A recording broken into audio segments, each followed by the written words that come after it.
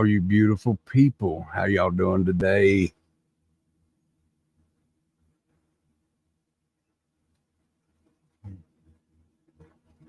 Let's see here. We got Nani. We got Casper Friendly. We got Hippie Grandma. Tattooed Angel. Striker Force. What's up, Rift? How you doing, brother? Cool Gamer.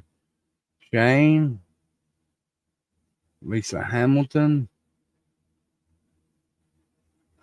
True Seeker. Look at all you beautiful people. Rocket Queen.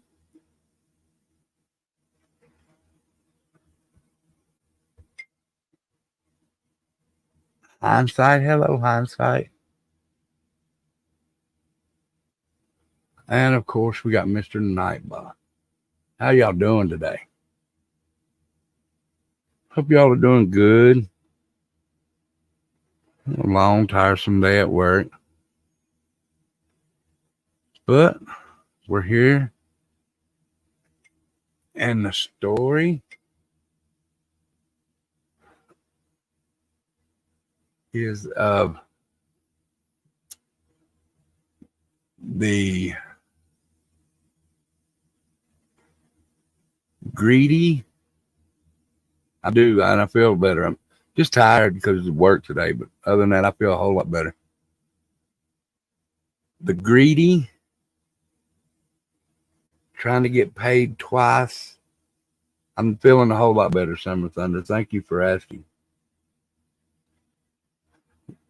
This mom tried to get paid twice on the death of her husband. On the death of her husband. So this is the way I'll tell you. I read the story. Actually, I've seen the story on another show, and he tells it real great. I mean, great the way he tells stories. But this woman, I hope I say it name, Kouri. It's Kouri.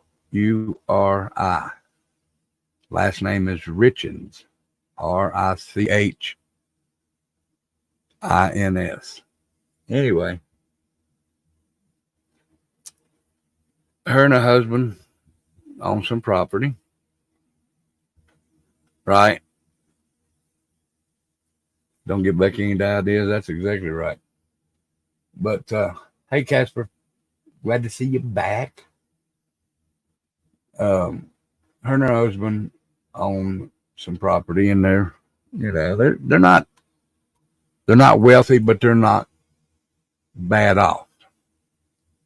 So one day they come in and they're sitting there talking, and the wife tells the husband, says, "Hey, after we put the kids to sleep tonight, let's get a bottle of wine and celebrate." And he says, "Okay. What are we celebrating?" She said, "Well, I'll tell you when we sit down tonight." He says, all right, that's fine. So they get the kids and they get their supper ate, and they get the kids, homework done and get in bed. Get the kids in bed. He goes and gets some wine, or I'm assuming he goes and gets the wine. Or I think she may have went and got the wine. And they're sitting there, and she tells him, she says, she's a real estate person. And she says, we're going to break a deal in a couple of weeks on a $2 million, where she makes $2 million on a $2 million deal for a house to be built and everything. So, he's happy for her. So they sit there and they drink a wine, and all of a sudden they hear their oldest son, and uh, the husband says, "No, I'll go down there," and she said, "No, no, no, I'll go." He's a mama's boy. He likes to lay with mama and go back to sleep. So she goes down there, gets him to lay back down and everything, and her and the older son fall asleep. About three, I think it's 3:30 in the morning. The wife comes back to her own room. She lays down beside her husband and she snuggles up against him, and she feels he's real, real cold, like ice cold. And she checks him, and he has passed away. And he's only in his early 30s, mid 30s, something like that. So she calls 911. They come, and by the time the paramedics got there, it's way too late anyway. So they pronounce him dead.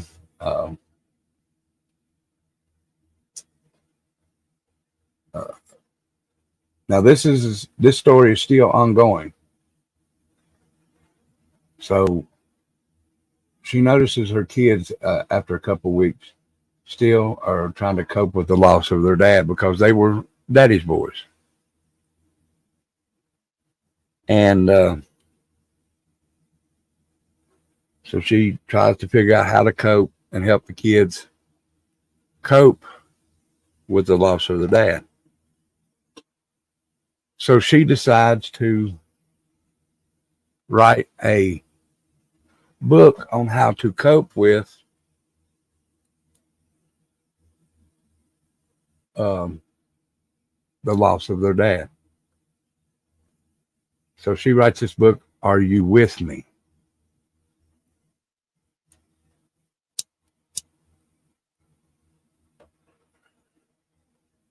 And she profits real well from it. I mean, real well.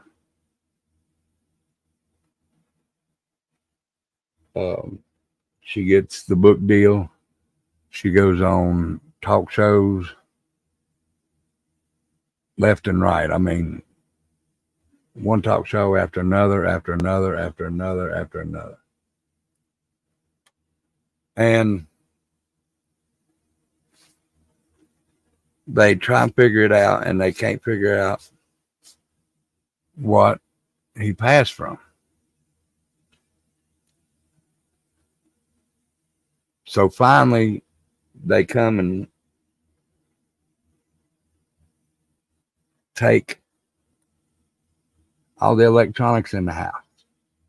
And the wife agrees, yeah, go ahead and take everything except for his laptop.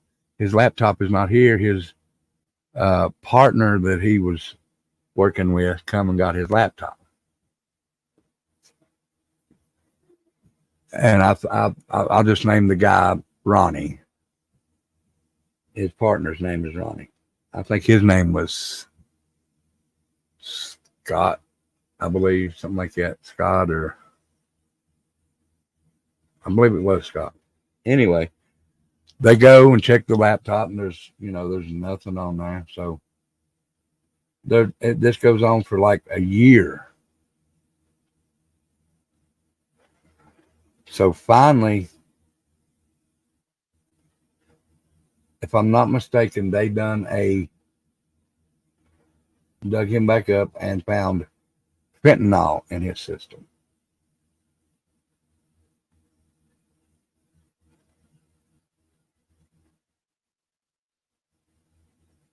And it was enough to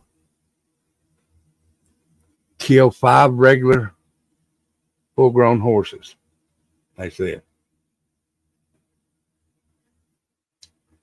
Well, they still haven't figured out how.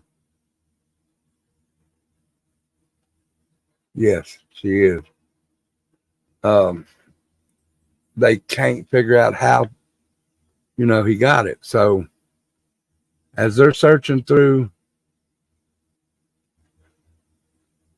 all the electronics in the house, they find stuff on there like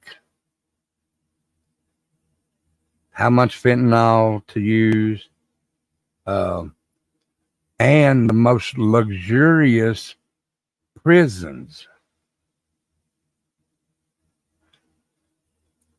Now, this is all on the electronics from their house.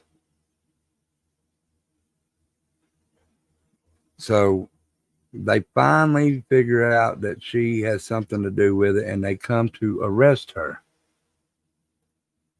and charge her with her husband's murder. Now, this is an ongoing story. He passed away in May of 2022. I don't know. That's what it said the search bar was.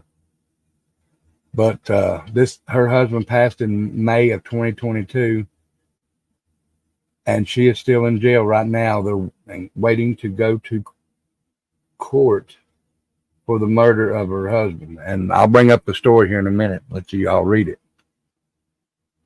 But now,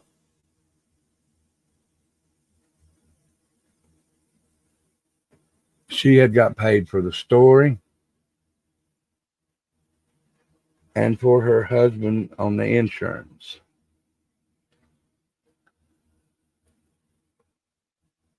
So let's go ahead and bring up the story here.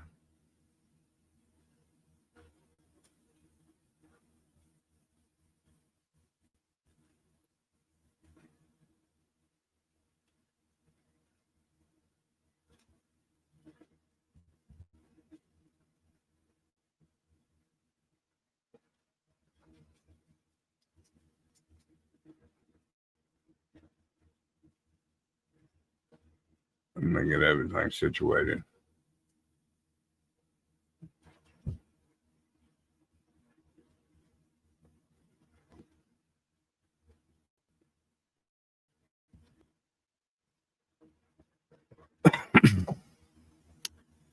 Let me go over here and make it a little bigger for y'all.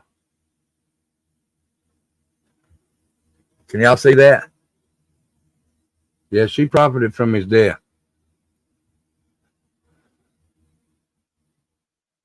Okay, it says Kouri Richins, Utah author accused of killing husband, called desperate and greedy by sister-in-law in court. A Utah children's book author who wrote about coping with grief after her husband's death and was later accused of fatally poisoning him.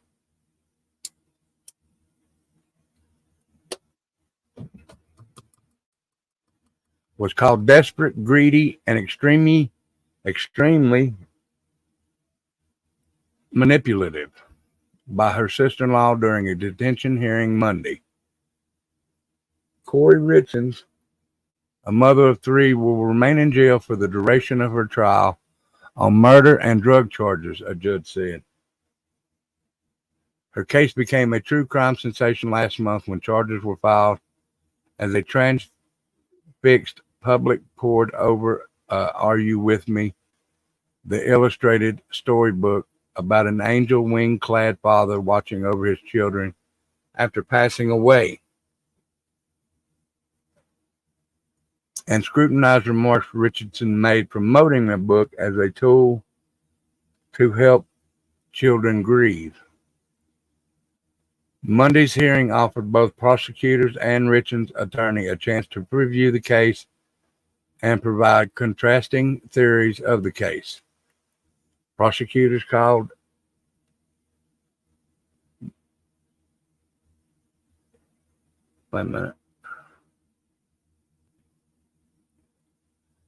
Prosecutors called to the stand a detective, a private investigator, and a forensic accountant who painted a picture of Richins as having plotted to kill her husband, Eric. His name was Eric. I'm sorry, I thought it was Scott. Eric Richins, making financial arrangements and purchasing drugs found in his system after his March 2022 death. In a victim's impact statement she read in court, Amy Richardson, Eric's sister, called his sister-in-law desperate, greedy, and extremely manipulative. She accused her of intentionally poisoning Eric and said it was painful for the family to watch Kouri Richins promote her book and of herself as an amazing mother. How can anyone value human life so cheaply? I cannot comprehend it, she said. And this is Kouri Richins. This was a June 12th, 2023 hearing in Park City, Utah. Richins lowered her head and cried as the detective testified about authorities finding her husband dead and cold to the touch. Her attorneys argued the evidence against her was both dubious and circumstantial, noting that no drugs were found at the family home after the death and suggesting that the state's star witness, the housekeeper who claims to have sold Richins the drugs, had the motive to lie as she sought leniency in the face of state and federal drug charges. They provided evidence to her essentially until she got it right. Sky Lazaro, Richard's attorney, said of a police interview with the housekeeper. So this is the part where they're trying to manipulate the system and say that the person that sold the drugs to his wife, Kouri, are lying so that they can get out of any drug charges or anything like that. They're not going to get out of any drug charges. If she admitted to selling that drug, she's not going to get out of it. She may get a reduced sentence, but she's not going to get out of it. They're going to charge, I don't know, they won't charge her with, I don't think that they'll charge her with the death, but they, what's it called? Secondhand, something like that. While a handcuffed Richins shook her head in defiance, prosecutors questioned the detective about the housekeeper who claims to have sold her fentanyl weeks before it was found in her husband's system. She'd already tried it once before, but it was in a sandwich or something like that, or maybe some eggs, and it wasn't enough to do anything. It wasn't enough to kill him. So she waited a couple weeks and tried it again. This time putting it in the drink, and it was 5 times of what she done last time, enough to kill 5 grown horses. And the family's bug-out bag full of emergency provisions and passports, they suggested made her a flight risk unsuitable for bail. Hey, Mama P.I., it's good to see you.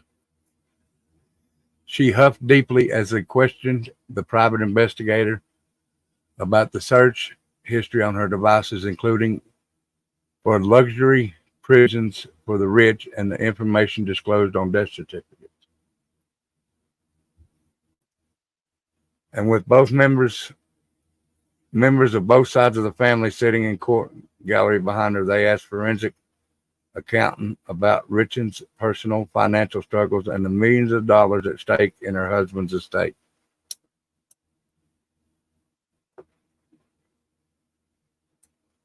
So they wouldn't poor, but they wouldn't actually millionaires. They were well off. I'll say that. They were well off.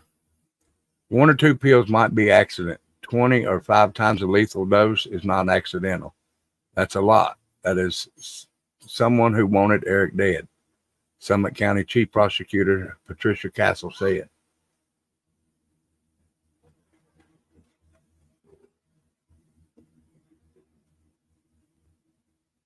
Ahead of Monday's hearing, Richins' attorney presented in court filing another theory of the case that Eric Richins was a partier who consumed alcohol and THC, CBS affiliate KUTV reported. Okay, whether he was a partier or not, CBD or THC, if anybody knows, THC is not going to kill you. Alcohol, possibly kill you. But you got to be driving. Uh, Law enforcement never investigated an alternative theory that perhaps Eric's alcohol and drug use had escalated, defense claims. He never had a alcoholic record, DUIs, anything like that.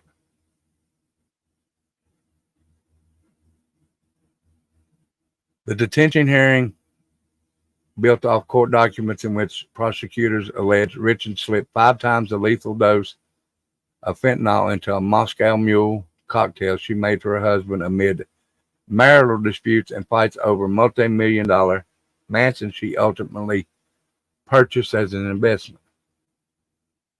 So it was purchased through her company.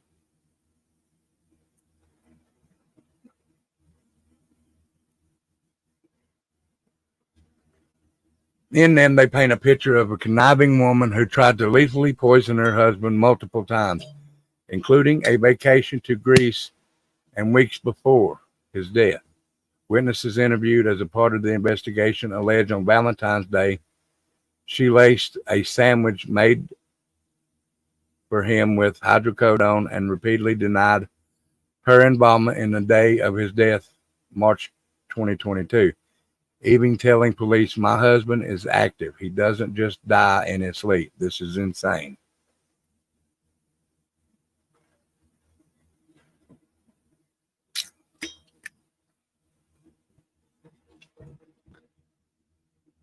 In court filing, Richins' attorney said prosecutors simply accepted the narrative from Eric Richins' family that his wife had poisoned him and worked backward in an effort to support it. By spending about 14 months investigating and finding no evidence to support their theory, she said prosecutors, based on Richins' financial motives, proved as bad at math, not that she was guilty of murder. Being bad with money does not make you a murderer, Lazaro said. The case has shined a spotlight on the communities on the backside of Utah's Wasatch Mountains near Park City, one of America's most preeminent destinations for skiing, hiking, and outdoor recreation. The couple and their 3 sons lived in a new development in the town of Francis, roughly 50 miles east of Salt Lake City.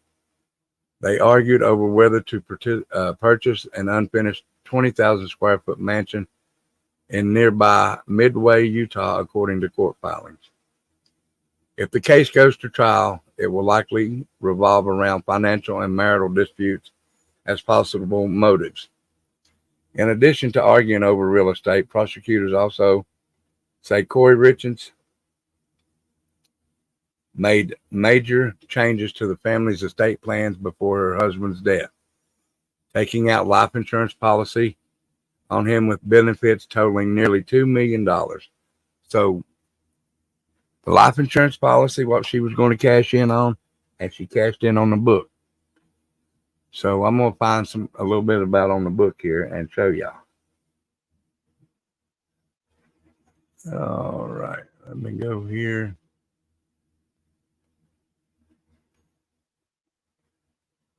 Let's see.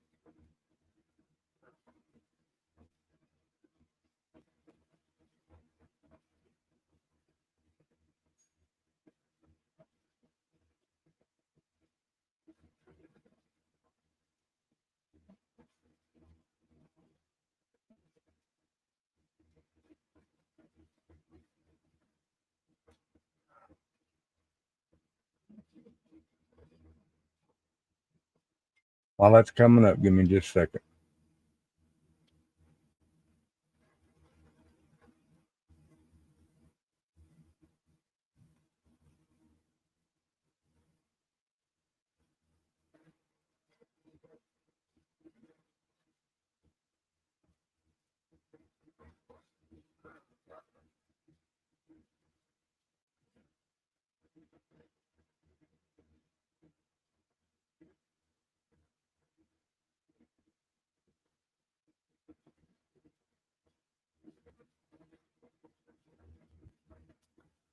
All right, let's see here.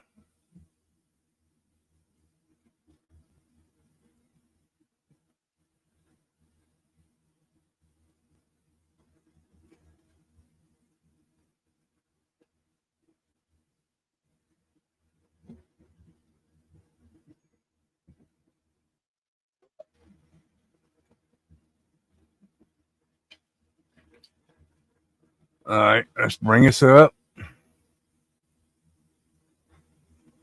That's a small video, so I'll try and get it up to where y'all can see it. So give me just a second.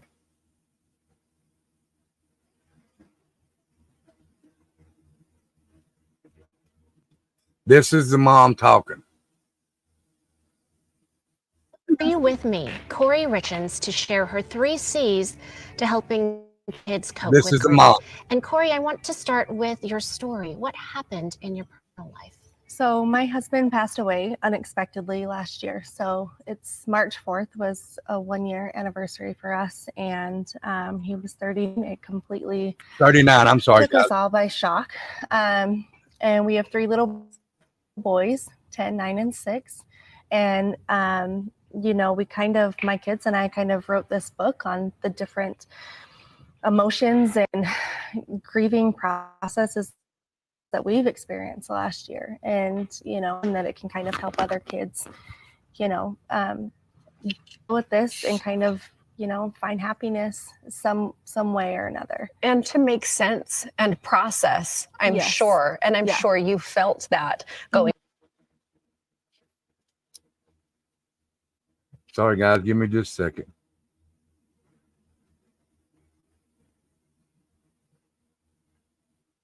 It and articulate it for you and your boys. Yes, exactly. And so I've done, I'm new to all of this, so kind of doing research and reading books and things to try and understand.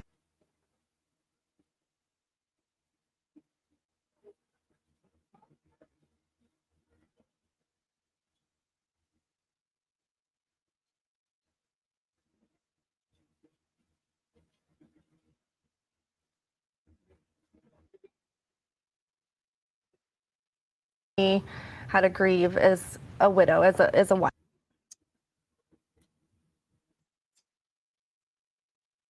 Kids, how to help them understand what just happened. And what I have kind of found is, as I mentioned, it's kind of the 3 C's is how I visualize it. And it's, care.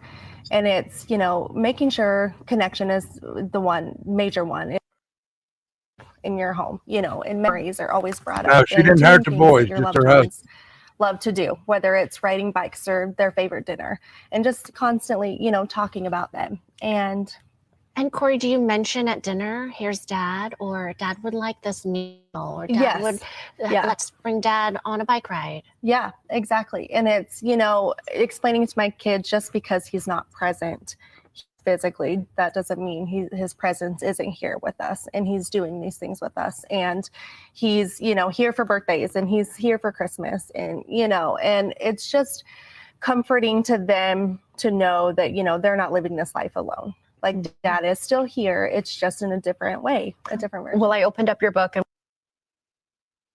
No, she didn't hurt the boys, Rift. It was just her husband.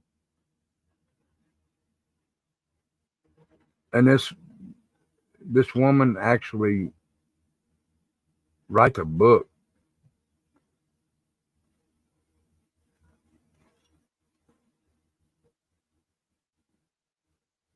looks like he's standing in a hallway at school and he's saying, "Are you still here?" Yes. Yeah. And it's, and that was like the first day of school, and, all the nerves that kids face on the first. Guys, I'm sorry about this. I got 500 people on the internet at the same time. 4 different.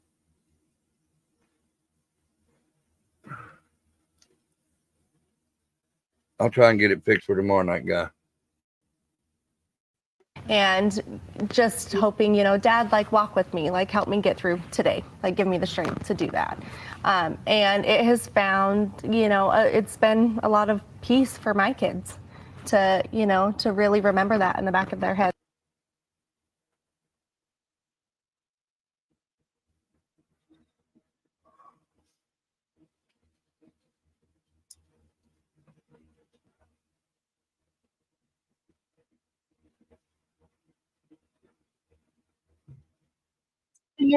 So you actually wrote this book with your children. I did. Mm-hmm. And it's only been a year. How did you process and say you go from processing death to I need to write a book and help others? I just watched the struggle that my kids were going through. And I actually, I went on Amazon and Barnes and Noble and trying to find something that we could use to cope at nights. Nights are the hardest, it seems like, for everybody when, dealing with anything. But I just wanted some story to read to my kids at night. And I just could not find anything. I couldn't find anything that really, suited them or helped them find comfort and peace. And so, I was like, let's just write one. And so, I took things that my kids have said to me this last year and we cut it and put it into a story and, just have hopes that it will help other kids. Grief is not linear, and this sounds like it's a touchstone when you need it to come back to for you and your boys. So the first one you had mentioned was connection of the 3 C's, keeping the person's spirit alive. The second, continuity. Yes, and just making sure you're trying to stay, as much as you can, whether that's, sports or pick up and drop off from school or community activities, just, trying to stay in a routine as much as possible.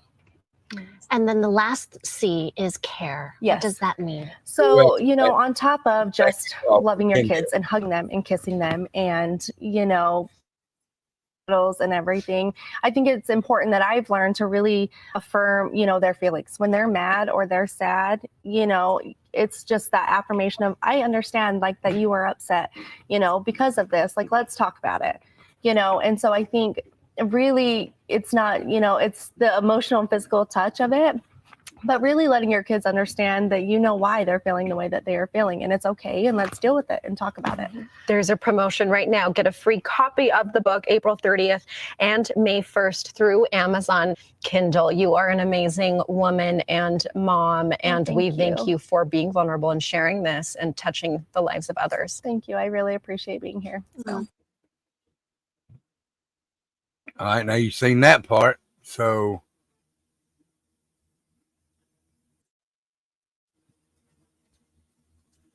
let's go over here.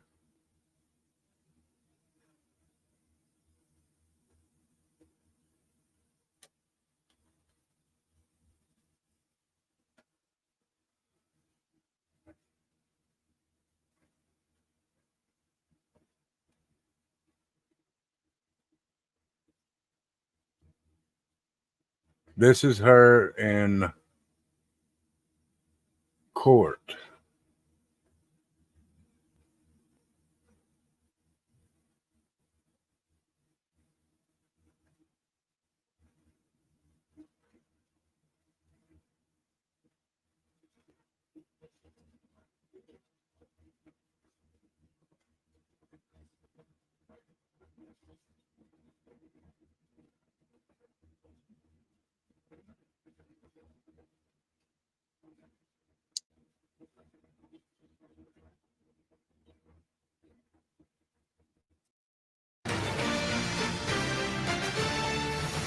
All right, let's go now to Utah, where on Thursday a judge ruled that the family of the late Eric Richins will benefit from his business's life insurance policy. And get this, his wife Kouri, who is charged with his murder, will not benefit from that. Reports say that Eric had a $2 million buy-sell agreement and set up a trust as the beneficiary. But prosecutors say that unbeknownst to Kouri, there she is in that picture, Eric's will states that his sister Amy would take over the trust if he died. They further claim that just 2 months before Eric died of a fentanyl overdose, Kouri attempted to make herself the beneficiary of that trust. Soon after she was removed from the policy, and just 2 weeks after the alleged murder, she sued Eric's trust for the money and assets. The defendant is currently being held without bond as she awaits the start of her trial. She's facing charges of aggravated murder, a first-degree felony, and 3 counts of possession with intent to distribute. Still with us to talk about this, we have Marie Pereira and Kirk Nurmi. And, you know, the first thing I think of is, hey, there's that motive. She's even sued for the money only to learn that it won't go to her from that particular trust. Marie, your thoughts? She's on a losing streak. She wanted to be out to help with her defense, and they said no. And now this, which is making it even harder for her to pay her attorneys. And I'm sure their prices are quite high because they have a lot to deal with in this case. A lot to deal with in this case. I just have to circle back, Kirk, to the fact that she actually wrote a book, a children's book, based on the grief of losing their father. And now she's accused of his murder. So I would also think, well, maybe she has her own book proceeds, etc. But what are your thoughts? I mean, to me, it points to a motive the state is going to use in this trial, Kirk. It certainly does. I mean, even the book itself, actually, the insurance money, the book, trying to put herself out there as a grieving widow, right? She's and one who's benefited from this life insurance. She's trying to totally reinvent herself at the expense of her husband's death is the springboard for that, if you will. So I think it's into a complete pattern for her. She's going to be rich. She's going to be the victim, and she's going to be celebrated. And I think is what this woman wants. And as Marie pointed out, the party isn't what she's going to think it's going to be, because I think based on this losing streak she's on, any party is going to be in the cell block. So is there any opportunity for a blow really like this to think, I'm getting all this money, I can use it for attorney's fees or whatever she wants to use it for, but she as it goes to the sister instead? Marie, is that something that might cause her to rethink going to trial? Might we see a plea? Does that influence defendants any in your experience?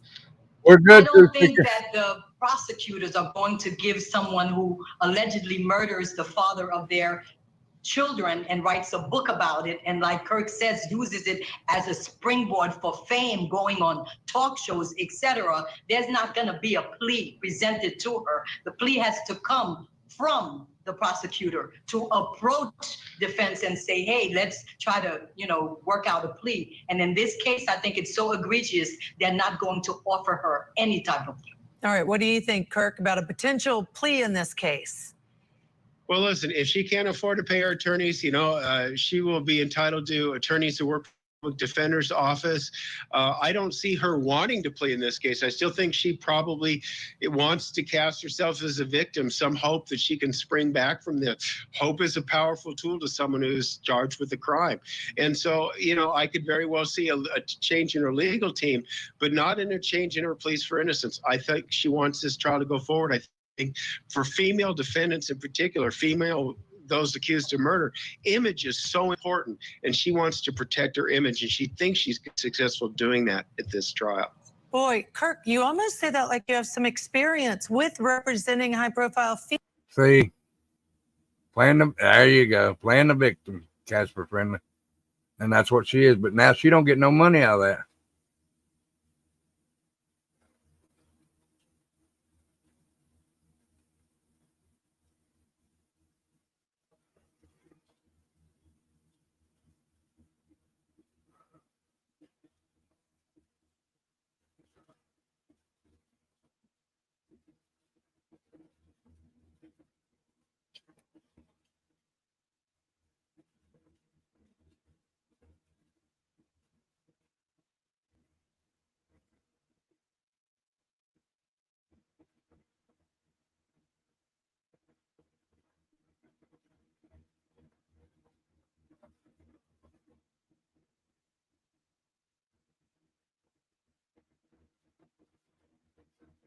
All right, now we'll bring this up.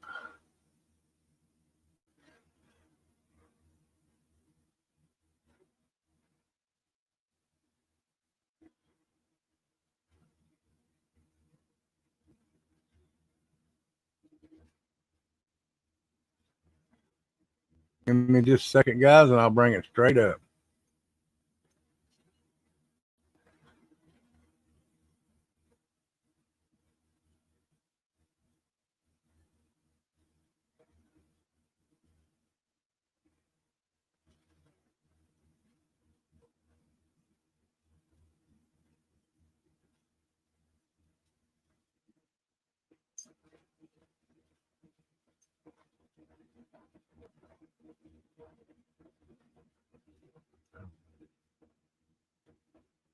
Wrong one, guys. Sorry about that.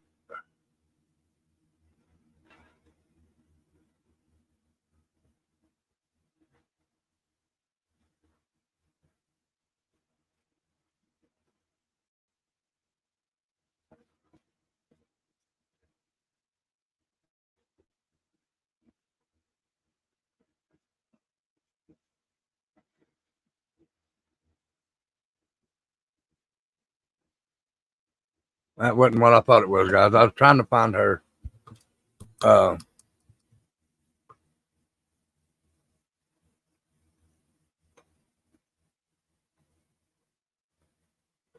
her what do you call it? Interrogation. Let me see if I can find that other thing. though. I know I've seen it somewhere. So let me go here. There is that.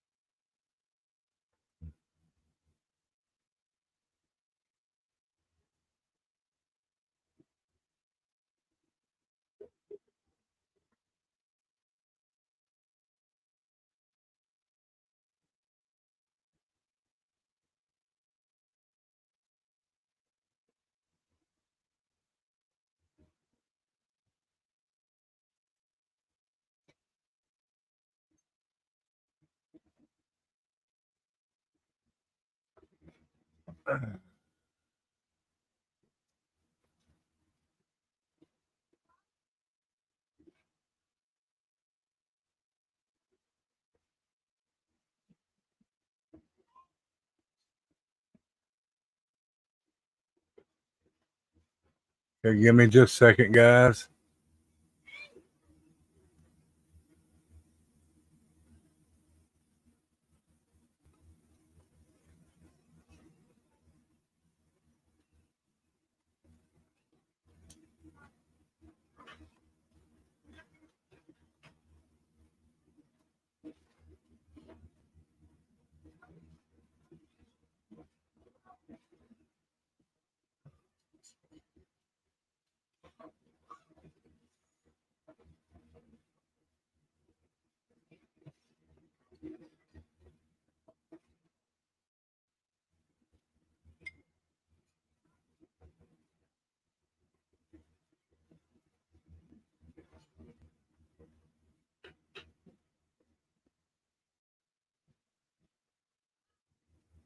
All right, let's see here.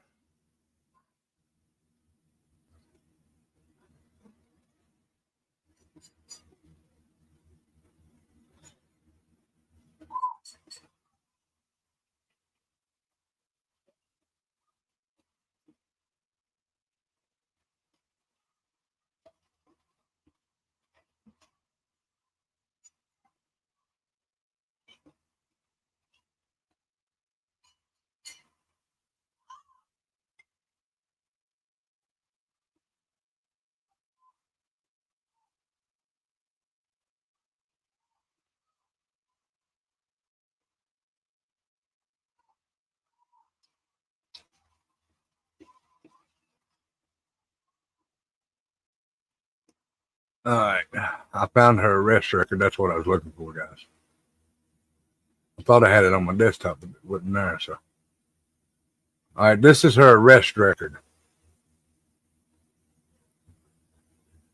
Is that big enough to where y'all could see it?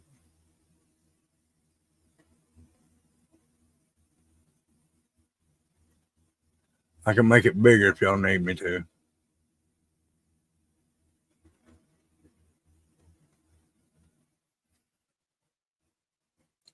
All right, let's go with it. State of Utah versus Kouri Richins, defendant.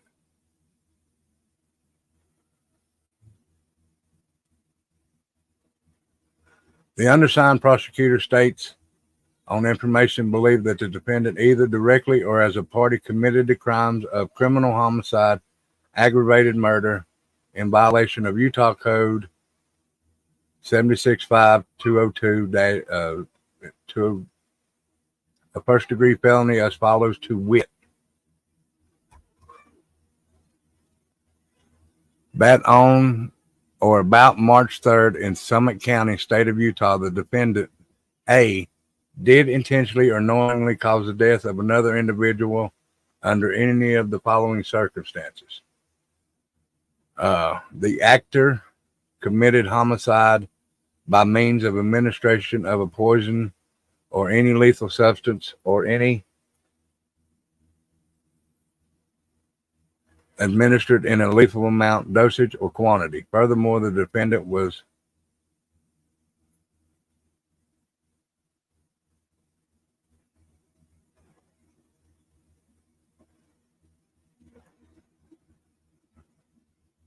in possession of a controlled substance with the intent to distribute in violations of Utah Code 5837-8, a second degree felony as follows, to wit: that on or about January 2022 in Summit County, state of Utah, the defendant did knowingly and intentionally possess with the intent to distribute or controlled or counterfeit substance that was classified in Schedule 1 or 2 controlled substance analog, gamma, which is fentanyl.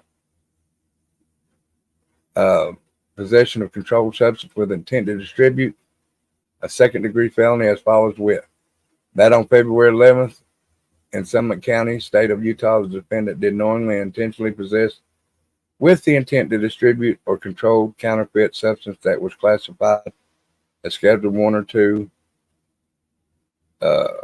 a controlled substance analog, or gamma hydroxyburic acid as listed in Schedule 3, which is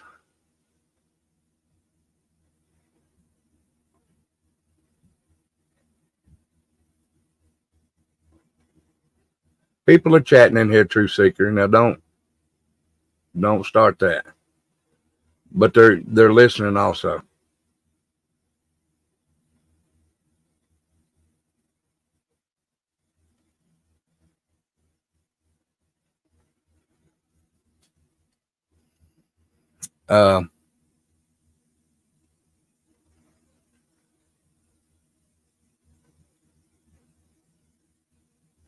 Possession of controlled substance with intent to distribute, that on or about February 26th in Summit County, state of Utah, the defendant did knowingly and intentionally possess the same thing. She had 4 counts of it. The information is supported by statement of probable cause as follows. On March 4th, 2022 at 3:22 hours, which is 3 a.m.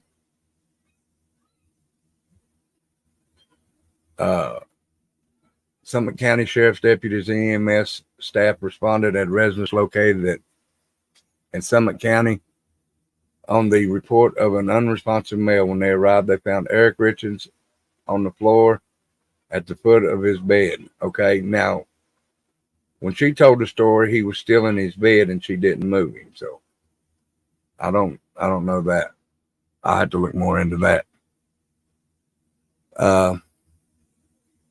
Life-saving measures were attempted but Eric was declared deceased.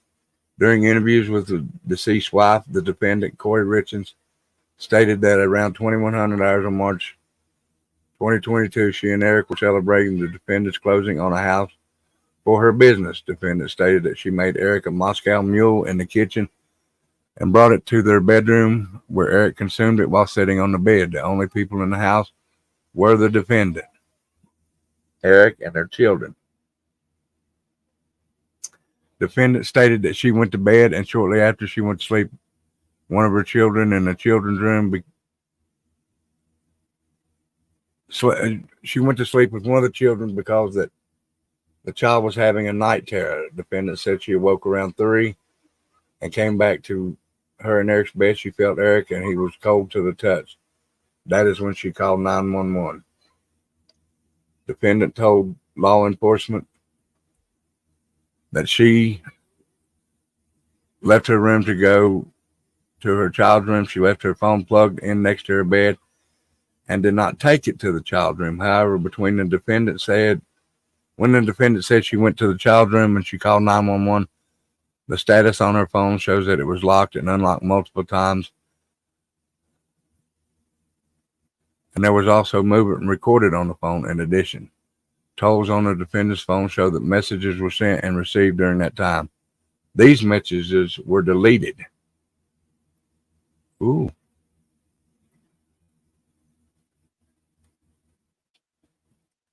Following an autopsy and pursuant to toxicology findings from the autopsy, it was determined that Eric died from an overdose of fentanyl. The medical examiner, OME, indicated the level of fentanyl in Eric's system was approximately 5 times lethal dosage.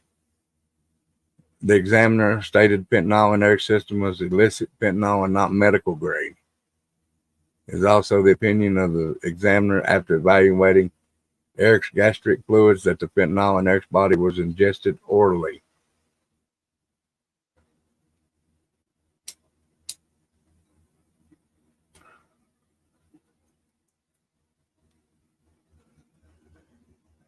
Let's see.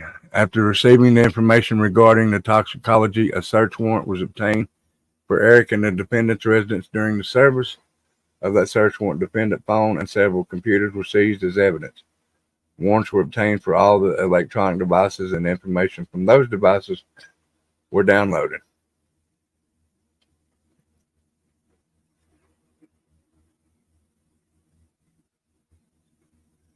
When the investigators downloaded defendant's phone, several communications between defendant and CL were located. CL was identified as an acquaintance of the defendant. A police records check of CL revealed multiple counts of possession of a controlled substance with intent to distribute.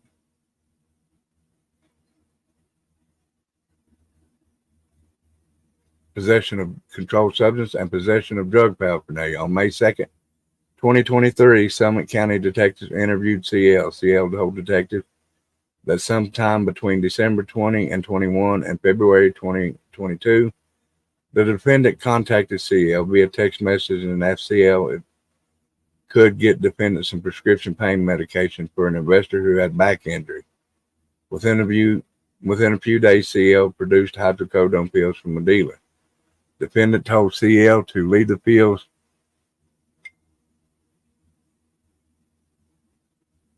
where were they at? Leave the pills at a house defendant was flipping in Midway. CL left the pills at the house and defendant left cash for CL. It has been determined that the house was owned by defendant in December 2021 and January 2022. About 2 weeks later, the defendant contacted CL again and asked that an investor wanted something strong and asked for some of Michael Jackson stuff. The defendant specifically for fentanyl. CL contacted the dealer in Ogden in February 2022 and procured 15 to 30 fentanyl pills from that dealer. Defendant came to CL's home in Heber, and CL delivered the pills to the defendant. CL received $900 for those pills.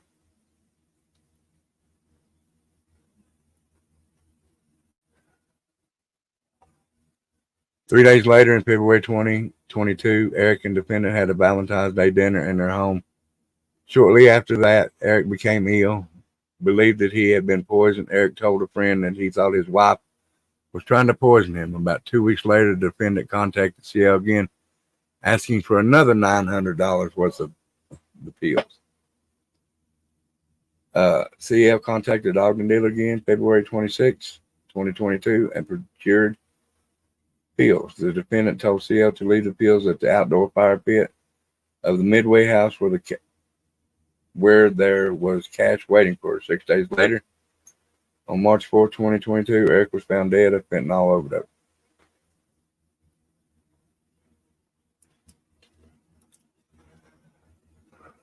This information is based on evidence obtained from following witnesses.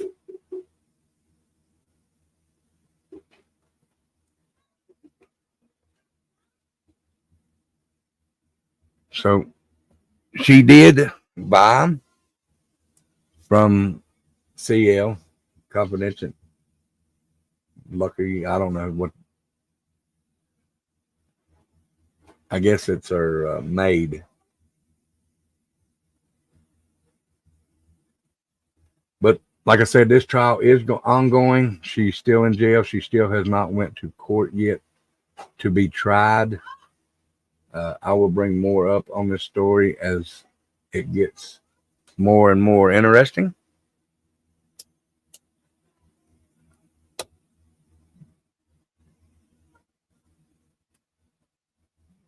So that's the story for tonight, guys. I hope you liked it. We'll try and come up with more like that. Maybe older stories or whatever. Do I feel like she did it? Yeah. Yes, I sure do, Riff. I do feel like she done it. That's just my opinion, though, guys. Just my opinion. I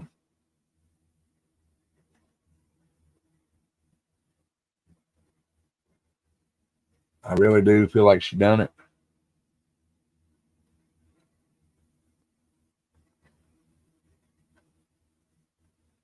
I'd hope it is for the kids' sake and for Eric's family. You know, because the ones that's, and I'm sorry that Eric's gone and everything, but the ones that's hurting in this right now is those 3 little boys.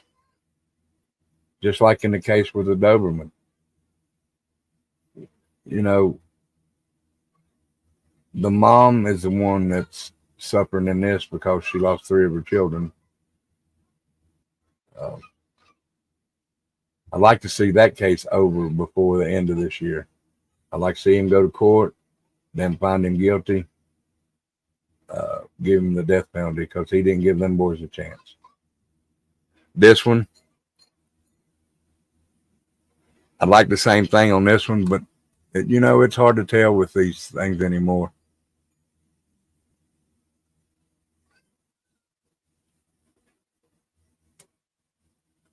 So, guys, I know Becca's going to go live here in a few minutes. So, y'all go over and show her some love. Yeah, guilty in the heartbeat. Real. Becca, are you still in here?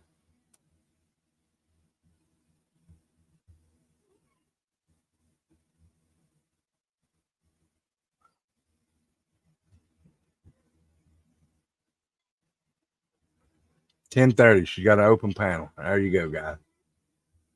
So y'all go over and show Becca some love. I love you too, son. All right. If yeah, little people hurt just as bad as any of them. So guys, I'm gonna go ahead and jump off here. Thank you for coming. Thank you for what little story it was, but hopefully we'll get to see some justice for the children and for the dad. But guys, like I say, if you'd like to help the channel right there, you can do so in the Cash App. It's not required, but it would be appreciated. The only requirement is for y'all to come in here, listen, and have a good time. But each one of y'all stay good, stay safe tonight. We're supposed to get some rain here in just a few minutes. I don't know how bad the storm is that's coming, but they say it's supposed to be a storm coming. But you're welcome, Summer Thunder. Thank you. If it wasn't for y'all guys, I'd just be up here ranting and raving, just running my pie hole like usual. But I do appreciate each and every one of you for coming out. I love each and every one of you, whether people want to believe it or not. I know there's a lot out there that don't, which, you know, I'm the real deal, the real McCoy. I'm not even going to go into it, guys. I really ain't. I'm over and done. People go where they want. People listen to what they want. And that's great. That's your constitutional right. Ghost Devil, my brother from another mother. What's up, brother? Where you been? I'm getting ready to jump off here, brother. I just done this story here.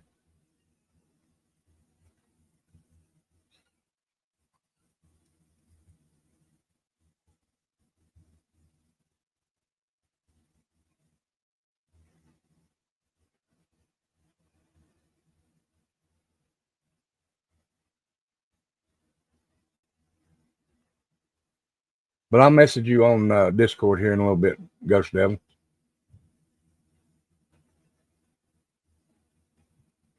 Mr. Michigan.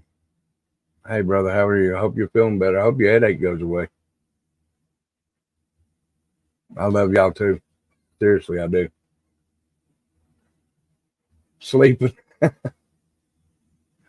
I hear you. I'm getting ready to do it in a minute. Guys, was it last night? I got off here last night and I went straight to bed.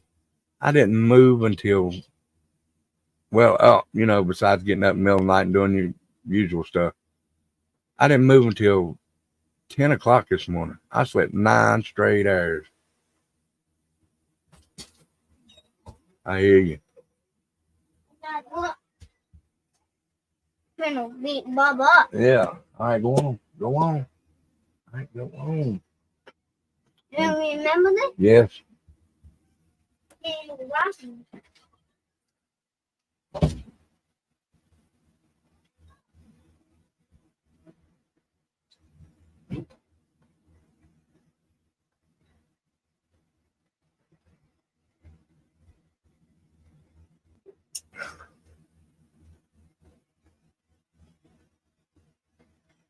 Is it that bad there? Is it really storming that bad up there, Mr. Michigan? Goodness gracious. Don't need a car now. You gotta have a boat now, huh?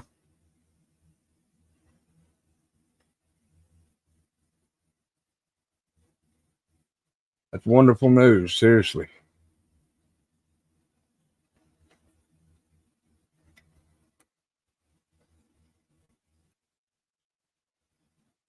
Thank you, sweetheart. You didn't have to do that, but thank you.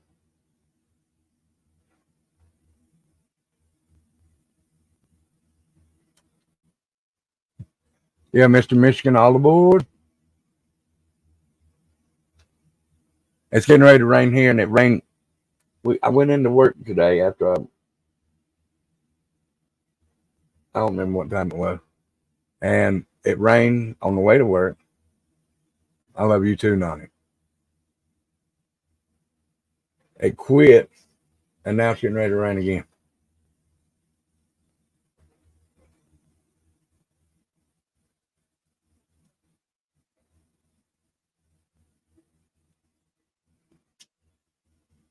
It rained down there on you, hippie grandma? I mean, it wasn't no downpour here today. It was just a light sprinkling, but it rained.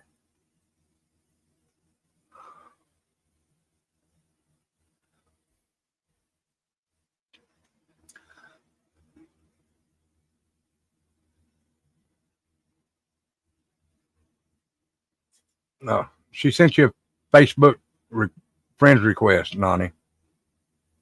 sorting a webcam today and can't start. You can't wait to start doing live again, or you can't start live.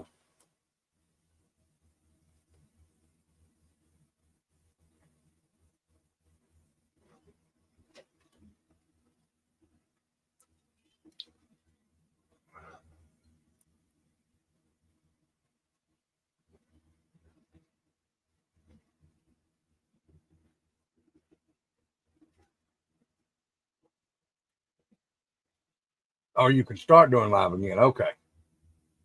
Good deal.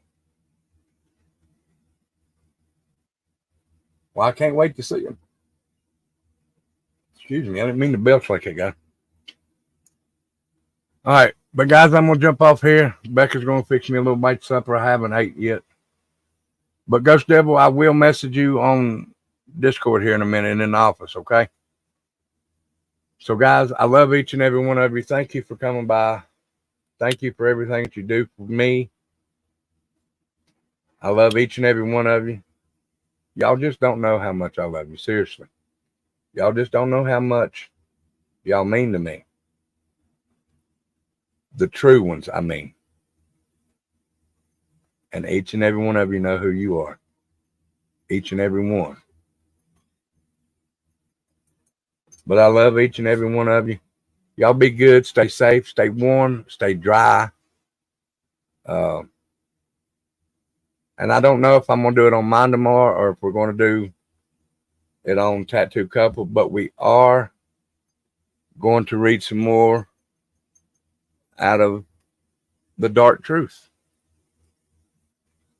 Okay? Much love and respect to Mr. Michigan. Much love and respect to y'all, too. Y'all sleep well, especially you, because I know you got headaches right now, brother. I hope you get to feeling better. I know you do. I know you do.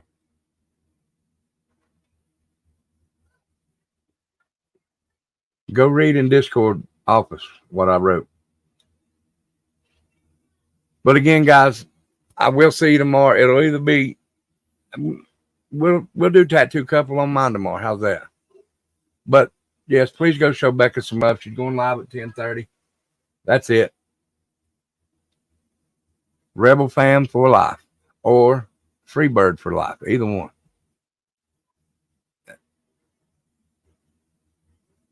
Well, I hope you do. You're fine. Whenever you get in there, just look in the office, sir. But you guys be good, stay safe, stay warm. Go show Becca some love. I love each and every one of you. And like I said, thank you for what you do for me. Thank you for coming in, showing love. And I will see you tomorrow. And remember, we don't say bye here. We say see you. So, see ya. I love y'all.